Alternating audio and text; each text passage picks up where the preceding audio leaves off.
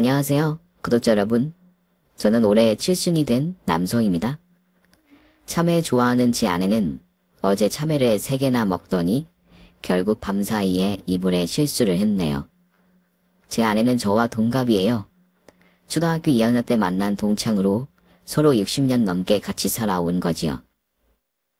혼인은 21에 했습니다. 제 아내는 조기 초매로 55부터 치매를 앓고 있어서 하루 24시간 제가 케어를 해주어야 하는데요. 한 동네에 같이 사시는 올해 87 대신 우리 막내 외삼촌은 하루 24시간 아내 옆에서 아내를 품에 안고 동동거리는 제게 가끔 큰 소리를 내십니다. 얼마 전에는 새벽 3시가 넘은 시간에 아내가 잠에서 일찍 깨서 또 치마를 대서 제가 안고 달래다가 급기야는 마당에 나와서 업고 돌았는데요. 업어주니까 또 금세 안 칭얼대는 아내에게 다정하게 말을 시키면서 달랬어요. 물론 등에 업고요. 태준이 엄마, 왜 안 자고 힘들게 해? 좀 자야 나도 더 자지. 지금 새벽 3시 30분이야. 이 사람아, 자네 조신이 멀쩡해야 내가 화도 내고 하지. 아내는 제 등에다가 얼굴을 묻고 이제 잠이 오는 눈치였어요. 그런데 새벽 4시면 일어나 마을길과 논을 둘러보시는 외삼촌에게 또 들킨 거예요. 삼촌은 마당 안이 훤히 들여다보는 마을길에서 신새벽부터 고래고래 소리를 지르시더라고요. 세상이 하늘하고 땅하고 땅만 붙어보랬어. 아니, 세상이 많으니까 사내 자식이 도망들어 정신이 들락날락 하는 예편네 예쁘다고 동네 우세스러운지도 모르고 발불출처럼 지 여편을 업고 마담을 휘저? 여편네 예쁘면 집안에서 둘이서만 마주보고 너만 예쁘라고. 가부장적인데다가 조선시대 사고방식을 가진 외삼촌 말씀은 그거예요. 아픈 마누라를 남모르게 집에서 단 둘이만 위하라는 겁니다. 눈꼴 사납게 굴지 말고요. 어디 남자같이 여편네 예쁜 걸 겉으로 드러내고 하냐는 소리시죠. 얼른 집 그 속으로 안 들어가냐 이놈아. 참말로다가 우리 누님이 이 집 눈 감아버렸으니 다행이지. 외삼촌에게 쫓겨 집으로 올라오자니 창피하기도 하지만 뭐 어쩝니까. 말씀은 저렇게 하셔도 외삼촌이 우리 아내를 얼마나 위하시게요? 외숙모도 80 중반이신데 우리 집 일이라면 열일 지쳐두고 달려오십니다. 우리 집사람이 효부인 걸 그렇게 기특해 하셨으니까요. 55세 아내에게 조기 치매가 오기까지 아내는 제게 참 잘했어요. 촌에 살지만 1시간 20분 거리 도시로 출퇴근하는 저를 위해 시부모님 모시고 살면서 새벽 4시에 일어나 새벽밥 하는 건 기본이고 한 푼이라도 아끼자고 일요일 빼고는 도시락 꼬박꼬박 싸던 사람입니다. 저녁밥도 유기그릇에 밥을 담아 식을까봐 아랫목에 넣어두고 식구들 밥 먹이고 상 치우고는 저 올 때까지 엎드려서 밥을 자기 품에 덮어서 데우던 사람이 집사람이에요. 아내와 저는 같은 마을 친구이자 초등학교 동창입니다. 경상북도에서도 유난히 오지이고 집에서 걸어서 2시간 거리에 학교가 있었거든요. 아내까지 우리 마을에서는 등교하는 학생이 총 5명. 산 넘고 물 건너 가야 했습니다. 초등학교 2학년 때 우리 산골 마을로 들어온 아내와 처음 등교를 같이 하게 되고 초등학교 4학년 때는 위로도 아래로도 아직 같이 등교하는 학생이 없어져서 단둘이 등하교를 하게 되었는데요. 그해 가을 중에서도 유난히 아침부터 이맛박에 와닿는 햇살이 따끈따끈하던 날에 추억이 있습니다. 저는 공부를 잘했고 아내는 공부를 못했어요. 4학년이 되어서 처음으로 짝을 했는데 담임 선생님이 아내에게 분수를 가르쳐주라고 할 정도셨으니까요. 그날도 아내와 앞서거니 뒤서거니 산골길을 타고 내려가는데 아내가 그럽니다. 그제 빌려준 만화책 재미있게 잘 읽었다고 하면서 대뜸 후중아, 내 오늘 학교 파하고 집에 가서 소목이 꼴 다 베면 엄마가 고구마 3개 주신다고 했거든? 알지? 우리 집 반공이 공일에 고구마 수확한 거. 너는 모르는데. 고맙겠더나. 응, 고구마 수확해서 광에 한다득이야. 꼴 다 빼서 엄마가 고구마 찐 거 3개 주시면 너 2개 줄게. 고마워. 내가 고구마 2개 준다고 너 그거 그 파랗게 예쁘게 생긴 수첩에다가 적어? 너가 머릿속에 기억하고 있어. 아니야, 내 보는 앞에서 꼭 적어. 얼른 연필하고 수첩 꺼내서 적어. 그러면 아내가 시키는 대로 멈추어서 가방에서 수첩하고 연필을 꺼내서 진이가 속골 베고 찐 고구마 2개 주기로 함. 이라고 적으면 아내는 눈이 부시게 제가 글씨 쓰는 모습을 쳐다보고는 했었습니다. 결혼하고 나서 아내가 제게 고백한 말인데 아내는 제가 글씨를 쓰는 게 그렇게도 보기가 좋았다네요. 똘망똘망 공부를 잘하는 제가 그저 좋았답니다. 그날의 기억이 찬란하게 제 뇌리에 남아있는 상태로 초등학교를 졸업하고 중학교를 가고 아내는 중학교까지 마치고 집에 들어앉아 동생들 보살피고 농사일 거들었습니다. 저는 상업고등학교까지 마쳤어요.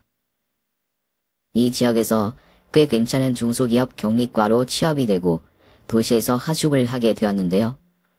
어느 날 명절에 집에 오니 진이네 집에서 진이네를 여울내는 개비다라고 말씀해 주셨을 때야 저는 제 아내를 여자로 좋아하고 있다는 걸 깨닫게 되었죠. 상업고등학교를 진학하면서 아내와 저는 아주 멀어지게 되었거든요. 사실 그 나이 때면 사춘기라 어릴 적 친구도 내외하던 시절이었으니까요. 그래도 읍 5일장이나 동네 길에서 마주치면 서로 아는 척은 했지요. 어떻게 지내?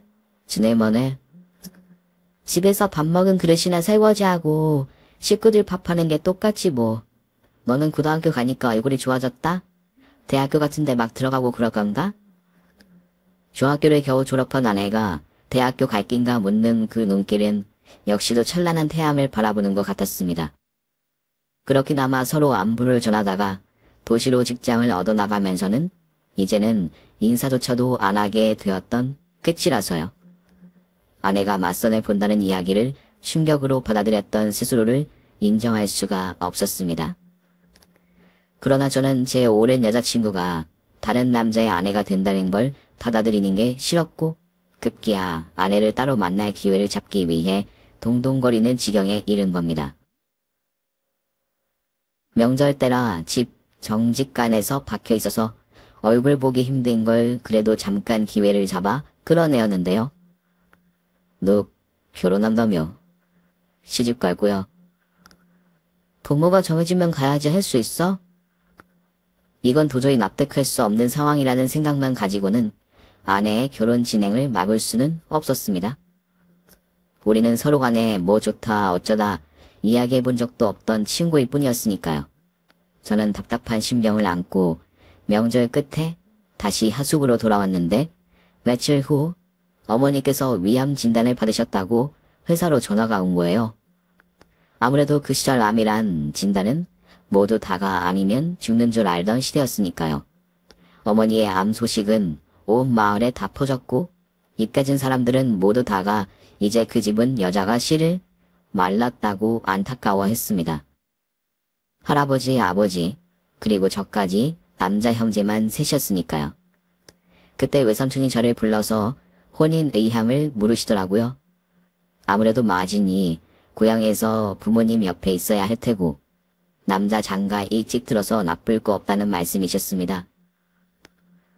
내가 장가를 일찍 들어봐서 아는데 남자 장가 일찍 들어 손해날 거 하나 없어. 게다가 마지 아니야.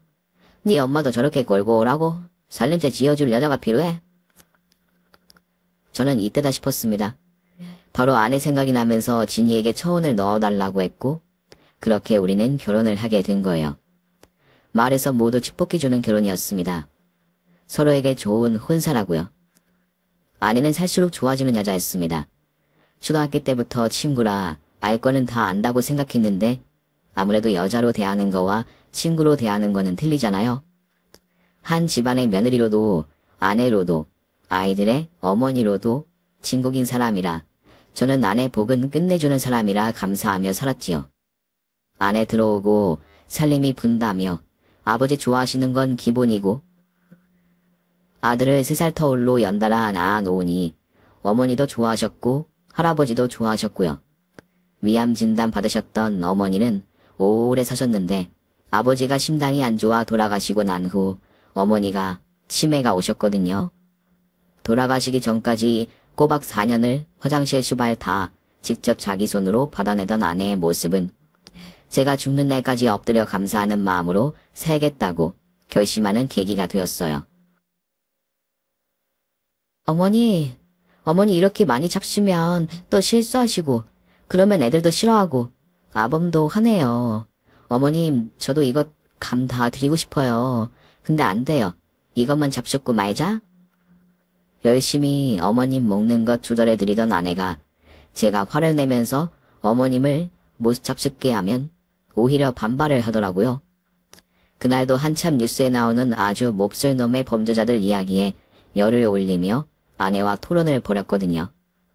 밖에서 사람들과 어울리는 걸 안 좋아하고 집에 와서 아내와 시간 보내는 걸 좋아하는 저의 유일한 낙은 퇴근할 때 소주 2홉들이 한 병씩 사와서 아내와 주거니 받거니 반주 한 잔 하는 거였습니다. 어머니가 치매를 앓으시기 시작하면서 늘 밥상 앞에서 말썽을 부리시는 어머니를 아내가 자기 바로 옆에 딱 끼고 앉고 저는 어머니를 안고 밥을 먹는 아내에게 연신 제 이야기를 하는 그런 저녁 밥상 풍경의 날들이었는데요. 아까 들어오다가 보스기사가 들어던 라디오에서 듣고 나는 하도 기가 차서 아니 그게 인간 말종이지 사람을 그렇게 망치로 그래서 야선에다가 묻는 게 사람으로 태어나서 할 짓이야. 그것도 친구를. 아내는 제 이야기는 한 귀로 듣고 오로지 어머니 식사에만 신경 쓰는 겁니다. 어머님 왜요? 아 참기름 넣어서 비비라고요? 알았어요. 기다리세요. 잠깐 부엌에 갔다 올게요. 당신은 사람 말하는데 지금 뭐하는 거야? 아이 정신 오락가락하는 노인네. 그냥 아무렇게나 비벼드리고 말지. 내 이야기나 들어. 당신은 당신 치매 알아 정신 오락가락하는데 우리 아들들이 당신 치매 앓으니까 대충 먹게 하라면 좋겠어? 그러는 거 아니야. 어머니 기다리세요. 참기름 새로 따둔 거 구수하고 끝내줘요. 네 그거 넣어 비벼드릴게. 시골이라 뜨뜻한 물은 한참 데워야 나오는데 부엌에 다라이 놓고 매일같이 어머니 씻어드리던 아내에 대한 고마움을 어떻게 말로 다 할까요? 그렇게 어머니를 지극정성으로 모시는 아내 앞에서 저는 매번 새로운 결심을 다지게 되었지요. 내 죽는 날까지 매일같이 아내 앞에 엎드려 경배하는 마음으로 살리라고요. 이즈막해서 생각해보면 아내와 신혼 때 부모님 모두 살아계시고 건강하던 그때가 아니라 딱 그때 우리 어머니 치매 앓으시면서도 호강받으실 때 그때로 돌아가고 싶네요. 아내가 가장 건강했을 때였고요. 시부모와 남편과 자식분이 모르면서 선하게 나이 먹는 중년 여자에게서 우러나오는 진정하고 깊은 아름다움이 얼굴로 피어날 때였으니까요. 어머니 49제를 치르면서 생각한 건 하나였습니다. 아버지나 할아버지 돌아가실 때는 못 느꼈던 감정인데요. 어머니 생전 입으시던 옷을 꺼내 마당 아궁이에서 태우는데 어쩌면은 값이 나가는 옷이 그렇게도 없는데 제 자신을 죽이고 싶더라고요. 나는 아들도 아니었네 그냥. 어머니 모시고 50년 넘게 살면서 뭐 한 거요? 이거 기막혀. 젊은 시절 앓으신 초기 위암의 영향으로 75살 살고 가시면서 가지고 계신 고급 비단 옷이라고는 2벌. 그것도 세월이 묻어 누렇게 변색 마모된 것들이고 장신구라고는 어느 해 생신 때 아래 아우주라고 돈 모아 해드렸던 금으로 만든 보석함과 신누런 금시계, 금가락지 2개, 통장에 있던 2,100만원. 그게 다였습니다. 사람 한 세상에 남는 게 이게 다인가 싶어서 눈물이 났고 그때 제가 잠시 돌았던 것 같아요. 꼬박꼬박 월급 나오는 직장 때려치고 사업하겠다고 날뛴 거 보면요. 제 아내가 내 아들 둘에게 이런 초라한 모습 보이지 않게 하리라고 시작한 일입니다. 저 혼자 잘 먹고 잘 살자고 했겠나요? 그렇게 회사를 때려치우고 퇴직금으로 유통사업을 시작한 거예요. 당신 아무 소리 마. 나 이거 꼭 할 거야. 될 일도 집에서 여자가 잔소리하면 안 되는 게 남자 사업이란 거야. 내가 다 할 자신이 있어서 시작한 거니까 입도 떼지 마. 김 부장이 오죽이나 빠꼬미인가. 그 사람 똑똑한 거 당신 알잖아. 아내의 걱정스러운 눈빛을 못 본 척하면서 저는 일을 저질렀고 제가 하는 일에 늘 그냥 따르던 아내는 설마 그렇게 철저하게 들어먹을 줄 모르고 어느 정도 믿거라 한 것 같습니다. 사업 시작한 지 2년도 안 돼요. 회사 동료였던 동업자에게 속아 있는 자본금도 날리고 저는 그야말로 집까지 팔아먹게 된 거예요. 충격으로 제가 쓰러지고 사업 망한 거와 제가 쓰러지는 거 보고 아내도 쓰러졌습니다. 그때 아내와 저 둘 다 54이었는데요.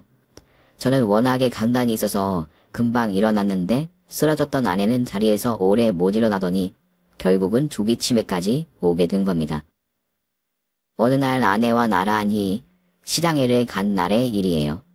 저는 저 살 거 사고 아내는 아내 살 거 사라고 따로 헤어졌다가 칼국수집 앞에서 만나기로 했는데 30분을 기다려도 안 오고 1시간을 기다려도 안 오더라고요. 아내는 핸드폰을 전날 수리를 맡겨서 핸드폰이 없었으니 마냥 기다렸죠. 1시간 30분이 지나자 저 혼자 칼국수를 사 먹고 집으로 돌아갔습니다. 예상대로 먼저 와서 마당에서 열무를 절이고 있는 거예요. 미안한 기색도 없이 너무 아무렇지 않게 멀끔히 쳐다보길래 사랑해. 아, 왜 전화는 안 해? 미친 거야? 칼국수 사 먹기로 하고 먼저 와버리면 나는 뭐 거기서 하루 종일 기다리라고. 당신 뭐 칼국수 사 먹고 오는 거야? 나물 넣고 찬밥 비벼서 먹으려고 기다렸구만. 그게 시작이었습니다. 아들 두 놈이 성화를 해서 대학병원에 데리고 갔더니 조기 치매 진단이 나오는데 정말 하늘이 무너지는 기분이었어요. 저는 그날까지 조기 치매라는 게 있는지도 몰랐으니까요. 무엇보다 제가 저질러 놓은 사업 때문에 아내가 망가진 것 같은 그 죄책감은 말할 수 없이 저를 괴롭게 했습니다. 나이 55이면 한참 때잖아요. 다른 집 여자들은 이제 자식들에게서도 풀려나 친구들하고 산으로 들로 맛있는 맛집 찾아다니며 노는데 말입니다. 제 아내는 평생 뼈 빠지게 시부모 봉양에 치매 시어머니 화장실 쇼발에 남편하고 애들 뒤치덕거리 하다가 이제 시간이 자유로워지니까 치매라니요. 아내 몸에 비단 옷 흐드러지게 감아주고 싶어서 시작한 사업이 결국 아내를 쓰러뜨린 겁니다. 아내의 조기 치매는 초반의 속도가 무섭더라고요. 제 속이 상했던 거는 밥 먹는 방법을 잊어버린 거예요. 밥 한 수저 먹고 국을 먹고 반찬을 먹는 그 순서가 아예 증발을 해버려서 제가 반찬하고 국을 떠넣어주지 않으면 그냥 밥만 먹고 끝나는 겁니다. 그 말은 제가 하루 종일 옆에 붙어 있어야 한다는 이야기예요. 저는 사업이 망해서 어디 다시 일자리를 구해서 마트에서 배달이라도 해야 하는데 아내가 아침에 눈을 뜨고 잠자리에서 일어나는 순간부터 아내 손이 되어야 해서 아무 일도 할 수가 없었어요. 그런데 하늘이 무너져도 솟아날 구멍이 있다더니 말입니다. 다행히 저 22살에 본 첫 아들 녀석이 어디서 그런 놈이 나왔나. 청년들끼리 모여서 IT 사업인가 뭔가 컴퓨터 뭐 무슨 프로그래밍인가 뭔가 그거를 팔아먹는다는데요. 자동 제어 시스템 같은 거라나 봐요. 문 열려라 하면 문 열리고 그런 거 말이에요. 그게요. 이놈이 한 달에 지 앞으로만 1,000만 원은 좋게 벌어들이는 겁니다. 부모한테 손 안 벌리는 것만으로도 효자로 알라는 세상에 큰놈이 지도 결혼 앞두고 있어서 한 푼이라도 모아야 하는데 우리 생활하라고 한 달에 300씩 보내주는 거예요. 우야 둥둥 고맙다. 자식 돈을 써서 받는다는데 부모가 되어서 도와주지도 못하고 너 사역이 바쁜데 오히려 자식 돈을 받자니 널 볼 면목이었구나. 그런데 또 한편으로는 이 돈 없어지면 어떻게 사나도 싶고. 아버지 그런 말씀 마세요. 아버지가 계셔주셔서 얼마나 감사한지 몰라요. 아버지 없으면 우리끼리 엄마 어떻게 키워요. 그리고요 제 일은 오르락 내리락 하는 거 없이 꾸준한 거니까 돈 끊길 걱정 같은 거는 마세요. 큰 아들놈이 한 달에 300씩 보내주고 작은 아들놈이 대학 때부터 아르바이트한 돈 모은 거 3,000만 원 내줘 집 빚 갚고 저는 돈 걱정 없이 아내에게 붙어 있을 수 있었습니다. 매일같이 똑같은 나날, 자고 난 만큼 나빠져 있는 아내의 증상. 워낙에 깔끔한 아내였어서 안 씻기고 아침밥을 먹일 수는 없는 겁니다. 아내의 예쁜 입안을 들여다보며 칫솔로 구석구석 닦아주다 보면 내가 이렇게 하려고 아내랑 나이 9살에 만나진 건가 하는 구슬프고도 행복한 완전한 감정이 느껴지더군요. 아내가 제 어머니를 위해 한 일에 대한 은혜 갚음도 있겠지만요. 치약 거품이 입에 가득인데 그거를 뱉어낸다는 걸 까먹은 아내에게 직접 시범을 보이는 것으로 저의 시범 A과는 시작합니다. 아내를 씻기고 이제는 정말 밥하는데 도사가 된 저는 일어나자마자 씻어둔 쌀을 밥통에 앉힙니다. 아내는 다른 때와 다름없이 거실에서 서성이고요. 치매 증세가 있는 분들 중 이런 분들 계실 거예요. 앉지를 않습니다. 억지로 끌어다가 앉혀줘야 앉지. 앉혀주기 전에는 늘 서서 서성이거든요. 저렇게 서 있으려면 다리 아플 텐데 라는 마음도 초반이었고 이제는 그냥 둡니다. 아내가 그 정신없는 와중에도 제일 못 견뎌하는 게 하나 있는데요. 제가 아무래도 남자이다 보니까 밥 먹고 나서 하는 설거지가 제일 싫거든요.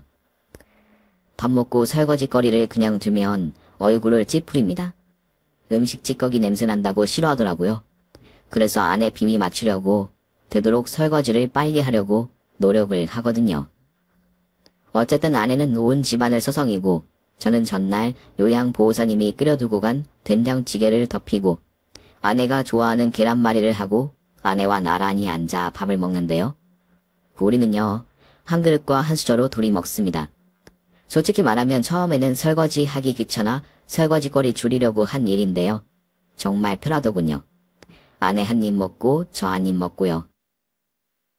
4개의 국그릇, 밥그릇, 4개의 수저, 젓가락. 얼마나 불편한가요? 자, 홍지 여자, 해. 당신 한 입 먹고, 나 한 입 먹고. 그러면 아내가 입을 벌리고 아내 한 입 먹고 저는 한 수저 더 떠서 제 입에 밥을 넣는 거예요. 제 아내 이름은 황진이입니다. 진짜 실명이에요. 부를 때마다 얼마나 달콤한지 모릅니다. 영혼이 거의 다 나간 저의 황진이 씨를 황진이라고 부를 수 있어 행복해요. 반대로 우리 부부가 그렇게 밥 먹는 모습을 보면 외삼촌은 큰 소리를 내시지요. 외숙모가 해서 가져다 주라고 하시면 그 심부름 하시느라 저희 집을 며칠에 한 번씩은 오시거든요. 내가 저 꼬라지 보기 싫어서 얼른 질산반 짊어지고 북망산으로 가볼래였어. 아이고 울깍질 나와. 차마 너 누구는 못 볼 꼬라지야. 이제는 80 중반이신 외숙모가 그 노부에도 저희 집 반찬을 늘 해다가 날라주시는 이유는 제 큰며느리 하는 게 너무 밉고 속상하셔서 그러실 거예요. 그년한테는 아예 바라지도 마. 내가 해를 틴게. 세상에 수학스러운 년. 시애미가 절에 15년을 치매 앓았는데 지 시애미가 요강수발까지 하는데 그 시애미께 죄만스러워서라도 나는 뭐라도 하겠구만. 큰며느리란 게 1년에 2번 명절날 아침에 와서 남처럼 밥만 먹고 가는 게 끝이여. 남보다 못해. 큰며느리는 서울 무슨 백화점에 식당 매장을 3개나 가지고 있는 돈이 있는 집딸인데요. 아내가 조기치매 진단받던 그해 12월에 아들놈과 식을 올렸고 저희 부부에게 그 다음 해에 손자를 안겨주었지요. 세상 어느 못난 시아버지가 며느리 욕을 할까요? 그거 다 제 얼굴에 뭐 뱉는 거나 마찬가지인데요. 그런데 말입니다. 저는 이날까지 누구를 특별히 미워해 본 적 없는데도 큰며느리한테는 정말 섭섭한 게 있어요. 첫 손자가 얼마나 예쁜지 구독자님들 경험해 보셨으니 아실 거예요. 저희 부부에게 첫 손자가 생긴 그 해에 우리 둘 다 56이지만 일찍 결혼해 남들보다 손자가 빨랐지만 정말 눈에 넣어도 안 아프게 예쁘더라고요. 아들놈이 핸드폰으로 사진을 찍어서 제 핸드폰으로 보냈는데 세상에 치매인 아내도 손자 예쁜 건 알겠는지 자는 시간 빼고는 핸드폰 들고 손자 얼굴만 들여다보고 있는 거예요. 언어 감각도 잃어버린 사람이라서 예쁘 하면서 핸드폰에다가 어찌나 입을 가져다 대던지요.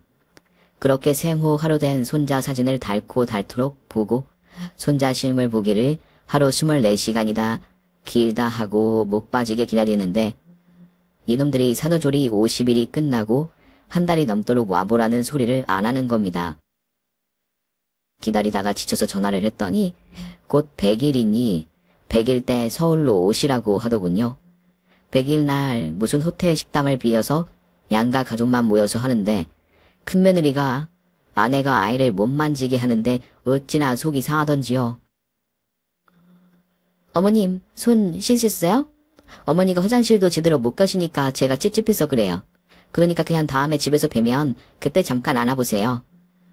아내는 며느리가 아이를 못 앉게 하는 게 무슨 이유인지 짐작을 못하고 목이 타게, 애가 타게 두 팔을 벌려서 아기만 부르더군요. 선짠, 선짠, 예뻐, 뽀뽀, 예뻐, 뽀뽀. 심정 같아서는 황리여서 그만 집에 가버립시다 하고 싶었지만 또 가족 행사에 어른 치면 구길까봐 그것도 못하겠고 꼭 참았는데요. 큰 며느리는 그 후로도 되도록 아기 데리고는 안 오려고 하더군요. 외숙모님 말씀 말 맞다나 1년에 딱 2번 명절 때 아침에 와서 밥 한 끼 같이 먹고 누가 쫓아오기라도 하는 듯 아들을 부추겨 서울로 돌아가 버리면 그만입니다. 친구들이 아들 자식은 장가 보내면 그 순간은 며느리의 남편일 뿐이라고 하더니만 진짜 그러대요. 그나마 생활비는 꼬박꼬박 보내주는 걸 감사하게 여기며 살아야 하나보다 하고 살았습니다. 둘째 놈은 오래도록 서로 연애만 하는 여자친구가 있는데요. 둘 다 비혼주의라나 뭐라나 결혼은 안 하고 연애만 하는 게 가당치도 않고요. 둘째도 착하긴 한데 아들 자식들은 딸 자식 같지 않아서 있으나 마나입니다. 제 자식들은 아들놈이라 있으나 마나인데 외삼촌 부부는 모두 딸들이고 딸들 시위들 호강받으며 사는 분들이라 늘 여유가 넘치시니까 제가 정신적 육체적으로 힘들게 사는 걸 늘 안타까워하시면서 들여다보시는 거거든요. 한날은 외삼촌 손에 안 달려보내시고 직접 반찬을 가져오신 외숙모와 이런저런 담소를 나누는데 정신이 팔렸어서 참외 먹던 아내가 강아지 배변 자리 깔아둔 곳으로 가서 바지를 내리고 실수를 하는 걸 못 본 겁니다. 자기가 실수를 하고는 또 느낌상 이게 창피한 거는 아는지 자기 혼자서 화를 내는 아내 때문에 저는 속이 더 상하는데요. 그래서 그 정신없는 와중에도 자기 자신한테 화를 내는 아내를 달래주려 저는 오버를 하거든요. 다른 게 아니고 바로 아내를 부여잡고 아내 볼에 쪽쪽 소리를 내면서 뽀뽀를 퍼붓는 겁니다. 왕지, 나는 당신이 뭔 짓을 해도 예쁘. 사랑합니다요. 그런 저희 부부의 모습을 보면서 외숙모는 눈물을 지으시면서 어째니 내 시부년의 한결같이 썸을 낼 줄 모르도? 저거 안 치우나? 참외 좋아한다고 그거를 한 장씩 먹으면 우짜겠다는 거고 그리고 그거 그렇게 싸놓은 걸 보면서도 그렇게 예뻐서 볼에다가 뽀뽀를 하고 싶더나. 그건 외숙모가 몰라서 하는 말입니다. 그게 바로 사랑의 힘인 거예요. 아내가 뭔 짓을 해도 눈살 찌푸려지지 않는 그 마음이 바로 사랑입니다. 저도 제가 아내를 이렇게 사랑하는지 몰랐는데요. 아내가 조기 치매를 앓기 시작하면서 이상하게 아내가 더 좋아지더라고요. 처음으로 내 새끼 생겼을 때 말입니다. 이 생명체가 온전히 나만 믿고 세상에 나와서 저기 강포대기에 쌓여있는데 나하고 지 엄마 말고는 믿을 사람 아무도 없는 그 생명체가 왜 그렇게 애틋하고 걱정되고 사랑스럽고 예쁘던지요. 그래서 나를 믿고 세상에 나온 내 새끼를 의지 삼아 저는 새벽에 일어나 씻고 출근하는 수십 년 세월을 살 수 있었던 것 같아요. 그 새끼 벌어먹여 살리려고요. 마찬가지로 이 세상에서 믿을 사람이라고는 저밖에 없는 걸로 인식하는 아내가 제 새끼처럼 사랑스러워졌던 것 같습니다.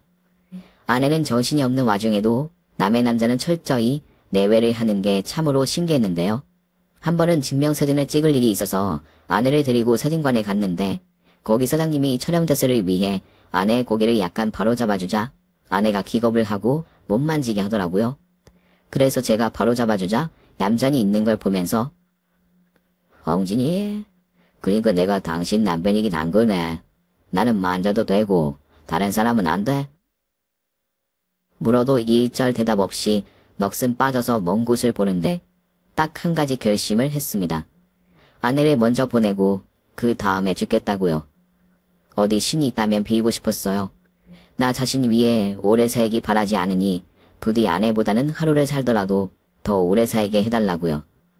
자식들이 효자라서 며느리가 효부라서 제 아내를 케어해줄 거 아니니까요. 그놈들 죽었다 깨어나도 그거 못합니다.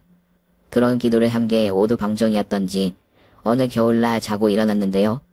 영하 14도인가 그랬어요.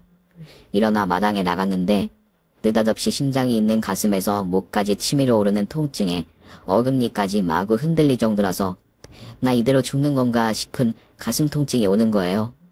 흔히 사람들이 경험하는 너무 아파서 나 이대로 죽는 건가 싶은 극한의 고통이 바로 그 고통이었습니다. 제가 살려고 그랬던지 마침 이웃에 사는 통장이 서류를 전해주려고 왔다가 119를 불러서 병원에 갔는데요. 응급처치받고 심근경색이라는 진단을 받았고 이날까지 조심하고는 있어요. 퇴원하고 집에 왔더니 사람이 가는지 오는지 죽는지 사는지도 모르고 소성이면서 창밖을 보는 저 여자를 어떻게 해야 하나 싶었어요. 내가 이러다가 자다가도 갈 수 있는데 저 여자를 어떻게 하면 좋을까? 집 팔아서 절에 시주를 하고 절 뒷방을 얻어서 살까?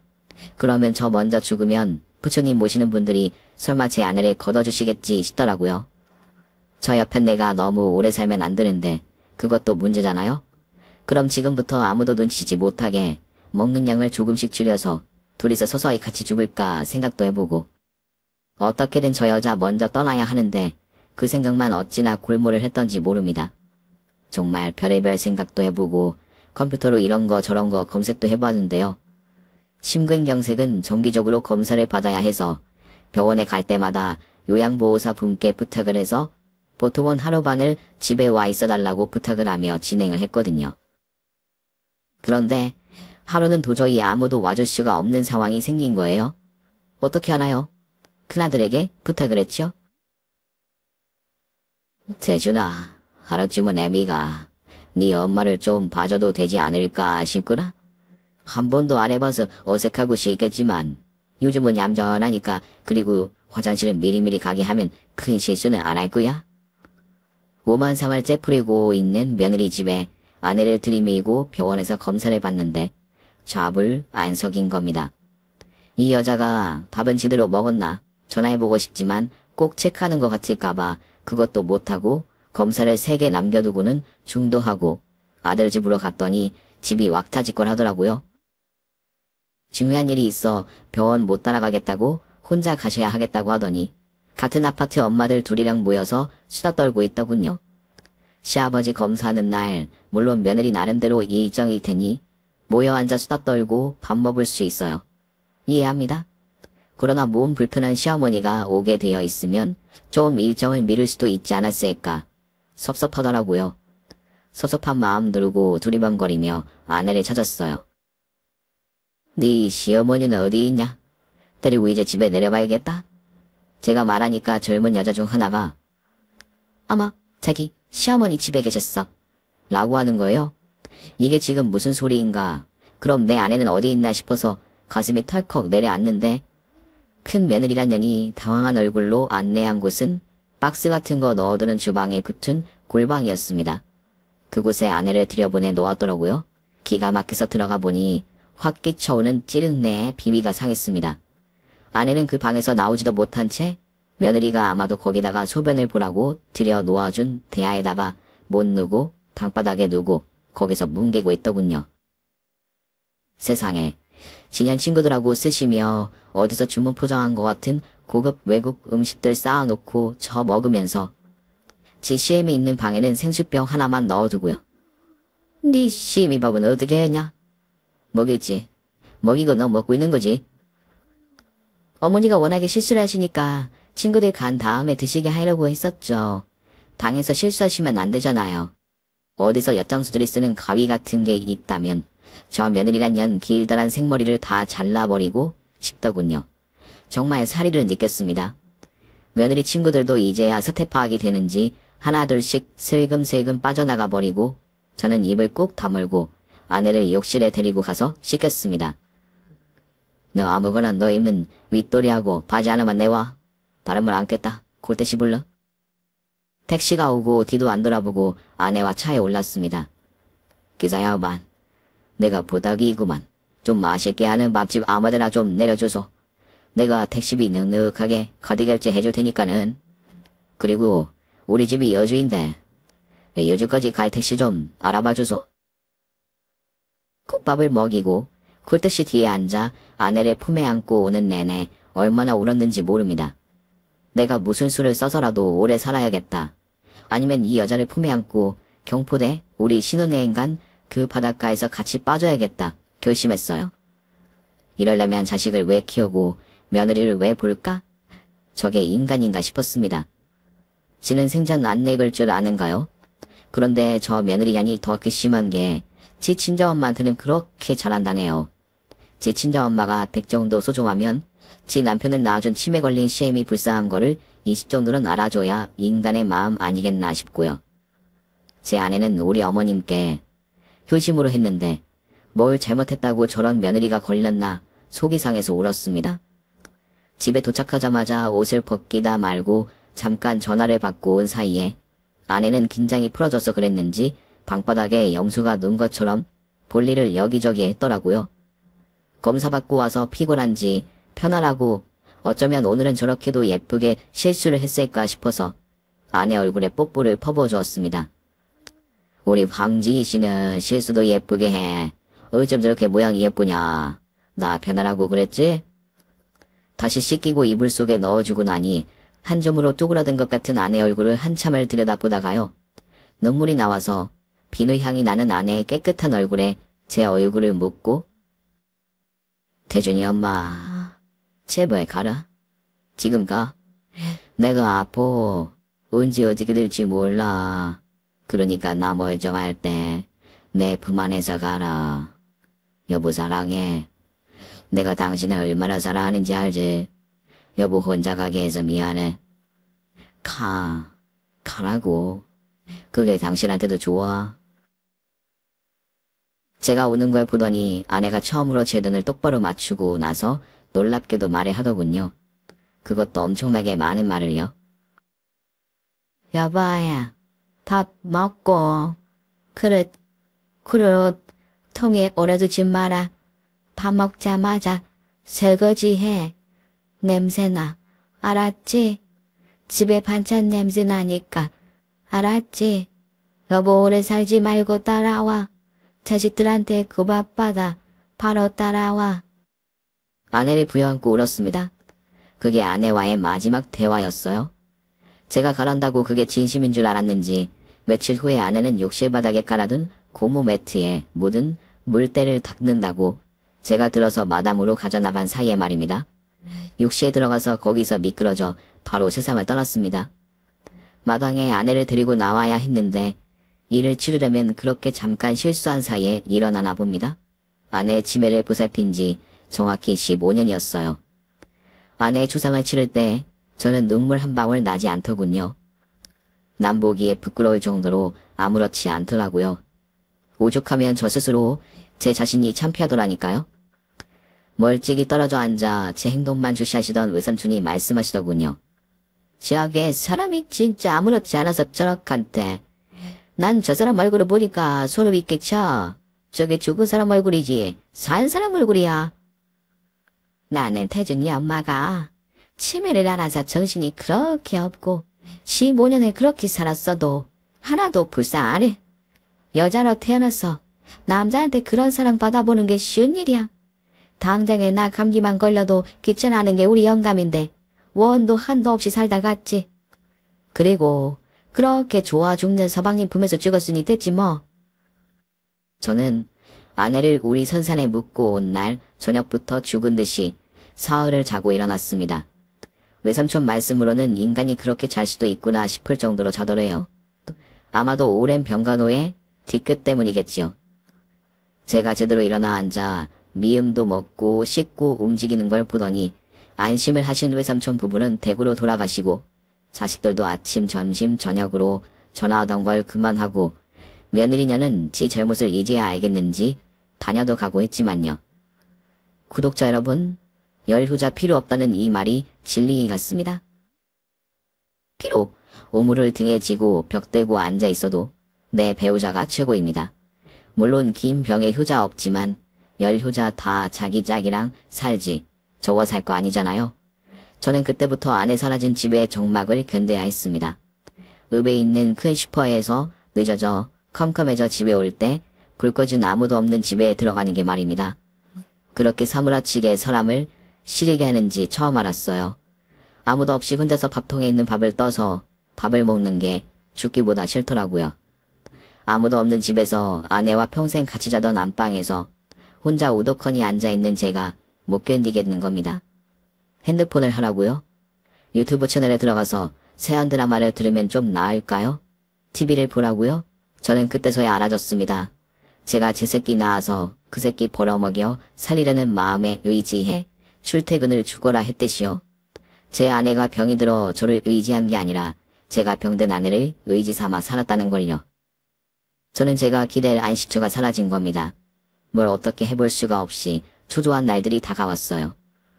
앉을 수도 일어설 수도 없어서 저는 아내같이 서성이기 시작했나 보더라고요. 그때부터 시작된 죽은 아내와의 대화, 물론 직장에 세우던 아내의 영정사진을 보고 하는 말입니다. 여보, 나는 지금도 알 수 없는 게 있어. 태준 엄마, 내가 죽으려고 한 말이 그렇게 섭섭해서 간 거야. 내가 진짜 당신이 미워서 그랬겠어. 괴로워서 그랬다고. 내가 심장이 안 좋다잖아. 그러면 사진 속의 아내가 답을 해줍니다. 내가 왜 몰랐겠어. 당신 괴로워서 그런 거, 나보고 죽을까봐 걱정돼서 그런 거, 그거는 몰라 내가. 내가 당신 속을 10번은 들어갔다 나온 사람인데.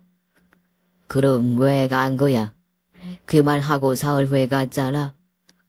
여보, 그건 그런 게 아니야. 알면서 왜 그래? 당신 거기를 살만하니. 이제 정신이 맑아. 왜 대답을 안 해? 이러고 물으면 꼭 대답을 안 하고 넘기더라. 저는 잘 모르겠는데 그때부터 동네 사람들이 제가 동네만 나가도 이상하게 바라보더라고요. 동네 사람들 말로는 저보고 정신을 단단히 잡으라는 거예요. 툭하면 한다는 말이 오늘은 정신이 맑아 보이신다. 식사는 어디서 하셨냐? 장에 좀 그만 나가시라. 그런 말인데요. 한 달에 한 번씩 오던 자식들이 이제는 2주에 한 번씩 내려오고요. 아내 때 다니던 요양보호사가 다시 오고 외삼촌하고 외숙모는 그 노인네들이 아침 점심 저녁으로 들여다보시고요. 제게 신경을 많이 쓰시는 게 외삼촌 말로는 저도 치매랍니다. 내가 이게 무슨 발달아서 누나 치매, 지부 치매, 조카 치매까지 봐야 하냐고. 이 사람아, 죽은 예편이가 그렇게 예쁘면 예쁜 거지 따라 죽으려고 치매를 시작한 거야.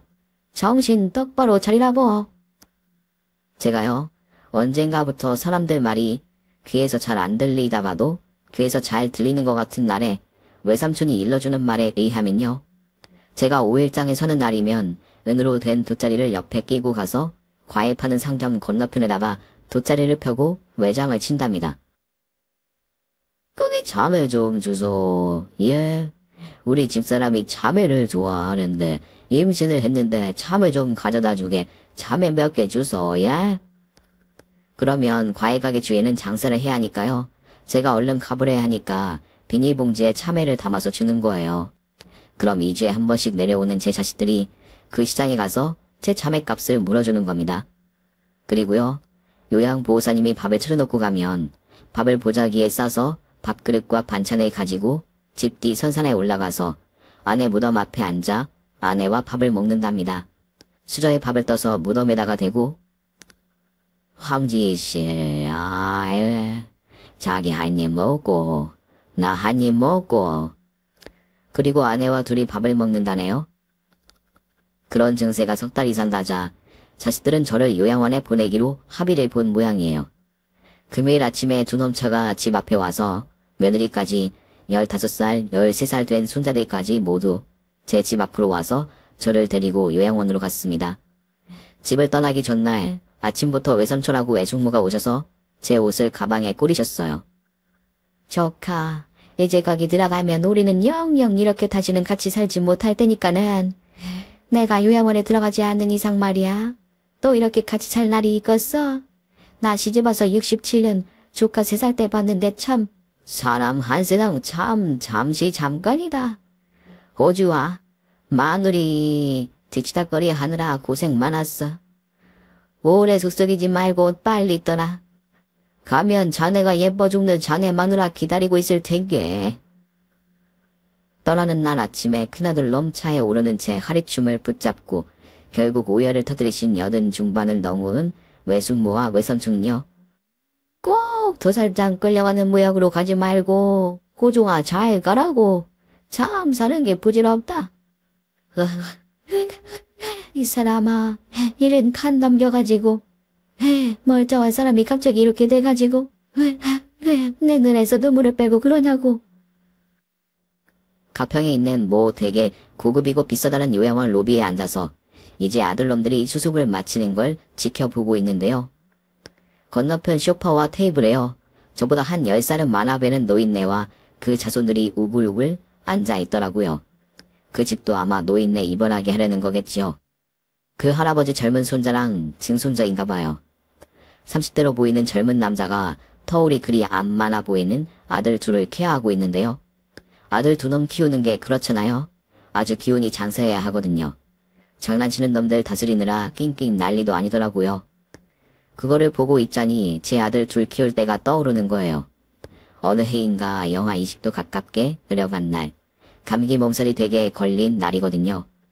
새벽에 눈을 떴는데 오늘은 죽어도 회사 못 나가겠는 몸으로 이불 속에서 못 일어나고 있었습니다.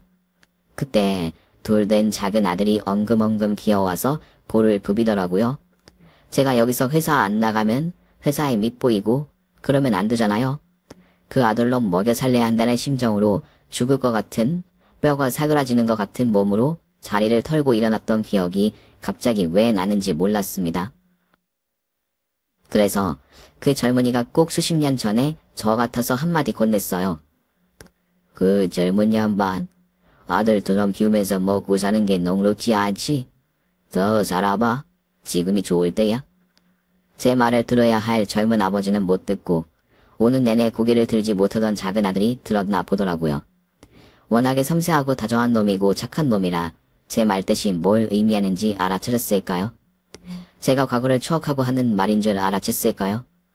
갑자기 작은 아들이 일어나서 안내 데스크로 가더니 거기 직원에게 죄송합니다. 저기 오늘 입원하기로 한 김호중 씨 입원 취소하려면 어떻게 하죠? 집으로 돌아가실 겁니다. 우리 모두 휘둥그레져 있는데 큰아들이 질세라 일어나더라고요. 일어나서 저를 부축해서 아버지, 갑시다. 집으로 갑시다. 요양보호소를 며칠 붙이던 집으로 갑시다. 영화보다 더 울고 짜고 난리를 친 외삼촌하고 외숙모가 머쓱해질 만큼 오후 4시에 다시 집으로 도착했네요. 저희가 다시 왔다는 걸 동네 이장이 전화를 했는지 도착한 지 15분 만에 헐레벌떡 내려오신 외삼촌은 두 아들 놈들에게 역정을 내시면서 지금 사람 놀리는 거야 뭐야. 아이고 내가 울고 짜고한 게 뭐가 되는 거야. 무쓸 놈의 이사들 같으니라고. 임자 나 오늘 저녁은 여기서 먹을 테게 밥 차리라고. 그렇게 저는 다시 우리 집으로 돌아왔습니다. 이제는요 요양보호사가 오긴 오는데요. 한 명이 와요. 왜냐하면 비혼주의자인 우리 작은 놈이 결혼을 했습니다. 20년 동안 지만 바라본 여자친구가 먼저 그랬대요. 저를 같이 모시고 살자고요. 시골로 이사를 가자고요. 그래서 저는 제 집 옆에 작게 전원주택을 짓고 사는 작은 아들 부부에게 의지하고 일주일에 5번 오는 요양보호사에게 의지하고 90 다 돼가시는 외삼촌 부부에게 의지해서 삽니다. 그런데요. 나이 45이라 아기는 포기했을 텐데 작은 며느리가 횡재를 했는지 아이가 생긴 거예요. 세상이 아무리 어떻다 해도 자식은 있어야 합니다. 제 작은 자식에게 자식이 없는 것보다 자식이 있는 게 저는 1000만 배는 행복합니다. 제 아들놈도 세상에 나온 보람이 있어야 할 거 아니겠습니까? 지 새끼를 보는 일이요. 그래서 저는 요즘에 시장판에 가서 작은 며느리가 좋아하는 홍시를 사옵니다. 아줌매요. 홍시 좀 주소. 예? 우리 작은 며느리가 임신을 했는데 우리 작은 며느리가 홍시를 좋아해요. 홍시 좀 주소. 예? 그렇게 홍시를 사와서 며느리에게 주면 며느리는 맛있게 먹고 값은 작은 아들이 가서 치릅니다. 큰 며느리는 요즘 몰골이 말이 아닙니다. 지가 그렇게 위에 바치는 지 친정엄마가 온통 벽에다가 칠을 하는 치매 중이거든요. 그거 케어하느라요. 지혜매에게는 그렇게 차갑게 하더니 지 친자 엄마에게는 잘 안 나쁘더라고요. 죽을 맛이겠죠 뭐. 제 긴 사연 들어주셔서 감사합니다. 오늘 준비한 사연은 여기까지입니다. 재미있게 들으셨다면 구독과 좋아요, 알림 설정까지 눌러주세요. 그럼 저는 다음 사연으로 찾아뵐게요. 오늘도 건강하시고 행복하세요.